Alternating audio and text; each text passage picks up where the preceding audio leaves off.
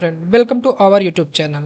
तो जैसा कि आप लोगों का अभी आइडिया लग चुका होगा, हम लोग बी फार्मेसी के एक सीरीज स्टार्ट किया हुआ जो कि लक्ष्य बैच है, जिसमें हम कवर कर रहे हैं बी फार्मेसी के सारे सेमेस्टर वाइज सारे सब्जेक्ट को। तो अभी हम लोगों ने सबसे पहले स्टार्ट किया है बी फार्मेसी फर्स्ट सेमेस्टर, जिसमें हम लोगों ने अभी केवल सब्जेक्ट वाइज सबका सिलेबस डिस्कस किया ताकि एक आइडिया लगे कि किस सब्जेक्ट में क्या क्या हमें कवर करना है।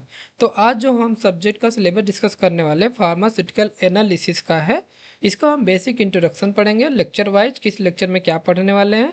और इसके बाद हम लोग देन सारे इंट्रोडक्शन कवर करने के बाद अब इसके बाद से हम लोग एक एक लेक्चर करके यूनिट वाइज नोट्स भी प्रोवाइड कराना शुरू करेंगे विथ वीडियो लेक्चर के साथ। और ये नोट्स बिल्कुल आपको फ्री ऑफ कॉस्ट मिलने वाला है, इसका कोई चार्ज नहीं है। तो आप लोग ज़्यादा से ज़्यादा अपने फ्रेंड्स को शेयर करिए और ख़ुद भी वीडियो देखिए और सब्सक्राइब करिए। तो चलिए देखते हैं, अभी तक हम लोगों ने डिस्कस किया है ह्यूमन एनाटॉमी एंड फिजियोलॉजी का सिलेबस, एंड आज बात करेंगे फार्मास्यूटिकल एनालिसिस का सिलेबस, और हमने बात किया फार्मास्यूटिक्स का सिलेबस और फार्मास्यूटिकल इनऑर्गेनिक का। ये चारों सब्जेक्ट है जिसका एक्सटर्नल एग्जाम आपको देना होता है। ओके, तो चलिए देख लेते हैं इसमें क्या क्या हमें कवर करना। फार्मास्यूटिकल एनालिसिस जिसका सब्जेक्ट कोड है BP102T। तो यहाँ पर देखिए हमने इसको यूनिट वाइज डिवाइड किया। यूनिट फर्स्ट में हम लेक्चर 1 और लेक्चर 2 में कवर करेंगे। पहला है फार्मास्यूटिकल एनालिसिस का डिफिनीशन क्या होता है और इसके स्कोप क्या होते हैं। ओके, क्योंकि बिल्कुल सही बात है, किसी सब्जेक्ट को पढ़ने से पहले हमें उसके बारे में आइडिया लगना चाहिए और इसका हमारे फ्यूचर में क्या स्कोप है, ये भी एक बहुत अच्छा टॉपिक जो बनता है, पूछा भी जाता है एग्जाम में। इसमें हम कवर करेंगे डिफरेंट टेक्निक्स ऑफ एनालिसिस के कौन कौन से टेक्निक्स होते हैं, then method of expressing concentration को कैसे एक्सप्रेस किया जाता है। बहुत सारे मेथड आपने सुना होगा, molarity, normality, molality, molar concentration, parts पर मिलियन पीपीआई, पार्ट्स पर पीपीएम, पार्ट्स पर मिलियन, ये सब चीज़ें इसके अंदर हम लोग कवर करते हैं मेथड ऑफ एक्सप्रेसिंग कंसंट्रेशन के अंदर। उसके बाद हम लोग पढ़ेंगे प्राइमरी स्टैंडर्ड और सेकेंडरी स्टैंडर्ड में डिफरेंस क्या होता है, इससे क्वेश्चन आते हैं, दो मार्क्स में अच्छे अच्छे क्वेश्चन बन जाते हैं। अगला है preparation and standardisation of various molar and normal solution. जैसे यहाँ पर किसका किसका हमें प्रिपरेशन और स्टैंडर्डाइजेशन पढ़ना है, जैसे ऑक्जेलिक एसिड, उसके बाद सोडियम हाइड्रोक्साइड का पढ़ना है, देन हाइड्रोक्लोरिक एसिड का पढ़ना, देन सोडियम थायोसल्फेट का पढ़ना, उसके बाद sulphuric acid, then potassium permanganate and ceric ammonium sulphate. इसने इतने जो आपके कंपाउंड, इसमें से किसी एक या दो का इन्होंने प्रिपरेशन एंड स्टैंडर्डाइजेशन तो पूछते ही हैं, तो इसमें से प्रिपरेशन इसको अच्छे से होना चाहिए। उसके बाद हम लोग लेक्चर 3 और 4 में कवर करेंगे एरर्स। एरर्स एक मोस्ट इंपॉर्टेंट टॉपिक्स है एनालिसिस में। इसमें हम सोर्सेस ऑफ एरर पढ़ेंगे, एरर के कौन कौन से सोर्सेस होते हैं, एरर के टाइप क्या होते हैं और इन एरर को कैसे हम कम कर सकते हैं। मेथड ऑफ मिनिमाइजिंग एरर, बहुत सारे तरीके होते हैं। उसके बाद जो 2 मार्क्स में बहुत सारे डिफिनेशन पूछ जाते हैं, एक्यूरेसी क्या होता है, प्रिसीजन क्या होता है, सिग्निफिकेंट फिगर्स क्या होते हैं। देन आपको फार्माकोपिया पढ़ना होगा जो कि मोस्ट इंपॉर्टेंट होता है। अगला sources of impurity in medicinal agent, हमारे मेडिसिनल एजेंट में क्या इम्प्योरिटी के सोर्स हैं, and limit test. Limit test तो मोस्ट इंपॉर्टेंट है इस पूरे फार्मास्यूटिकल एनालिसिस सब्जेक्ट में। ओके, सब डिस्कस करेंगे विथ आसान लैंग्वेज एकदम। आगे देखिए यूनिट 2 में हमें क्या कवर करना है। हम लोग पढ़ेंगे इसमें लेक्चर 1 में एसिड बेस टाइट्रेशन। टाइट्रेशन भी एक मोस्ट इंपॉर्टेंट टॉपिक है एनालिसिस में।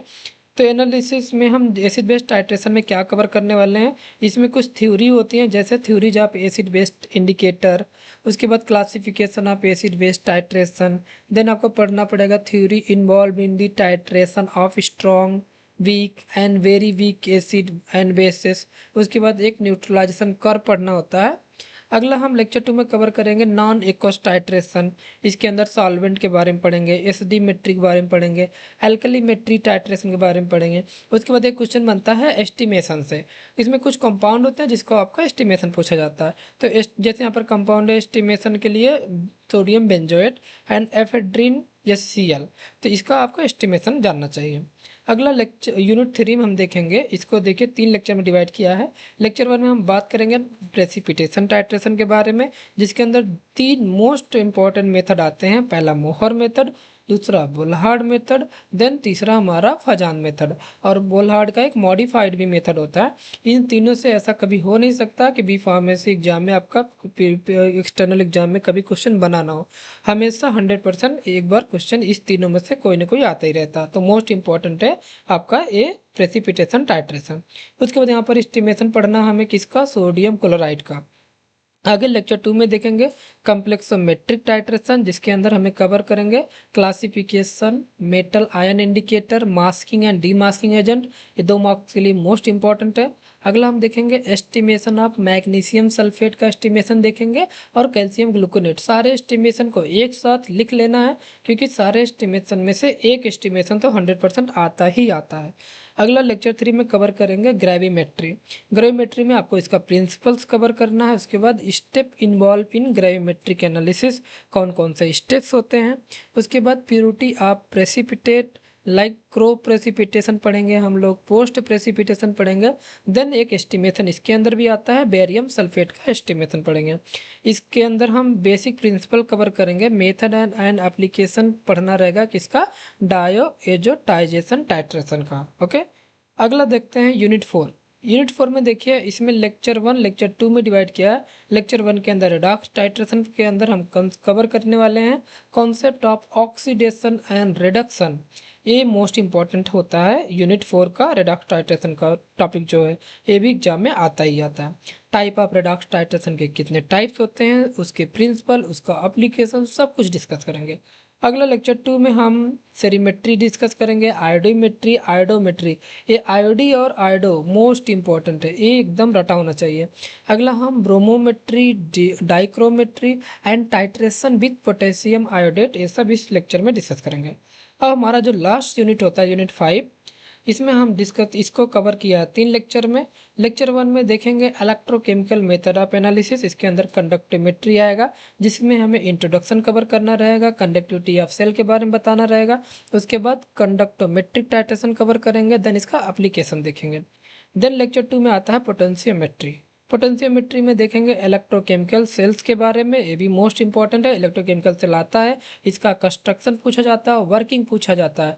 उसके बाद यहाँ पर रेफरेंस 2 टाइप का यहाँ पर दिया गया है, एक स्टैंडर्ड हाइड्रोजन रेफरेंस और एक होता है सिल्वर क्लोराइड इलेक्ट्रोड और कैलोमल। ये तीनों इलेक्ट्रोड में से एक का तो पूछा ही जाता है। ओके, अगला हम देखेंगे इसमें इंडिकेटर इलेक्ट्रोड। जो इंडिकेटर इलेक्ट्रोड होते हैं इसमें आपके मेटल इलेक्ट्रोड आते हैं और ग्लास इलेक्ट्रोड आते हैं। अगला method to determine end point potentiometric titration और इसका एप्लीकेशन इसमें डिस्कस करेंगे। इसके बाद हमारा लेक्चर 3 में आता है पोलैरोग्राफी। पोलैरोग्राफी में हम प्रिंसिपल कवर करेंगे, एक इक्वेशन होता है एल्कोविक इक्वेशन, इसमें देखेंगे। उसके बाद इसका construction and working of dropping mercury electrode and rotating platinum electrode. यहाँ पर 2 इलेक्ट्रोड है, एक ड्रॉपिंग मरकरी इलेक्ट्रोड जो कि कई बार एग्जाम में पूछा गया है, और एक है रोटेटिंग प्लेटिनम इलेक्ट्रोड और इसका एप्लीकेशन। तो इसमें ये जो यूनिट 5 है, इससे 1-2 क्वेश्चन तो हमेशा एग्जाम में पूछ ही ले रहा आपके सेमेस्टर एग्जाम में। तो ये सारे यूनिट आपको सारे एक्चुअली सेमेस्टर एग्जाम में यूनिट वाइज क्वेश्चन आते हैं। हर यूनिट से उनको प्रेफरेंस देना होता है, हर यूनिट से एक क्वेश्चन रहता ही रहता है, इसलिए किसी भी यूनिट को आपको स्किप नहीं करना है। ओके, सारे यूनिट को अच्छे से कवर करना है, क्योंकि क्वेश्चन तो सारे यूनिट से ही रहते हैं। तो हम लोग एक एक करके अब सारे लेक्चर इस अपने लक्ष्य बैच में आप लोग के लिए प्रोवाइड कराएंगे। आई होप ये सीरीज आपके सेमेस्टर एग्जाम में काफ़ी हेल्प होगा। और इसके बाद से हम लोग 3rd semester and 5th semester and 7th semester, तो ऐसा नहीं कि हम केवल 1st सेम को डिस्कस करेंगे, सारे सेमेस्टर के लिए वीडियो अवेलेबल होने वाली है बहुत जल्द। तो आप लोग जुड़िए, हम लोग मिलते हैं एक नए वीडियो के साथ। Thank you so much.